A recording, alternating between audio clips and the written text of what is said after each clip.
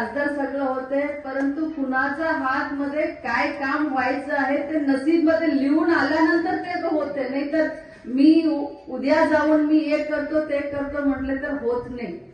देव आमचं नसीब मध्ये लिहून पाठवून देते की महादेव मंदिरचा जीर्णोद्धार तुमचा हातभार लावायला पाहिजे, हनुमान मंदिरचा जीर्णोद्धार तुमचा हात व्हायला पाहिजे, वारकरी भवन तुमचा हात व्हायला पाहिजे, गणेश मंदिरचा रंगरोगटी तुमचा हातामध्ये व्हायला पाहिजे.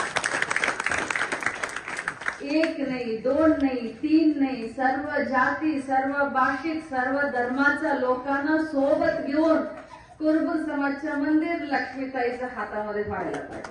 चर्चचं काम लक्ष्मीताईच्या हातामध्ये, मुसलमान समाजाचं जो तरी काम आहे ते व्हायला पाहिजे. सांगायचं उद्देश म्हटलं तर हे मोठं पण नाही आहे आणि लक्ष्मीताई कधी खोटं बोलत पण नाही. एक वेळ एक वचन आम्ही दिलो ते वचन आम्ही पूर्तत्व करतो, किती पण कष्ट येऊ दे. आज तुम्हाला मला सांगायला गर्व वाटते की हनुमान मंदिरचं स्लॅब भरणीचा पूजा संपून डायरेक्ट गणेशपूर मध्ये श्रीराम मंदिरचा चौकटच्या पूजाला मी जातो.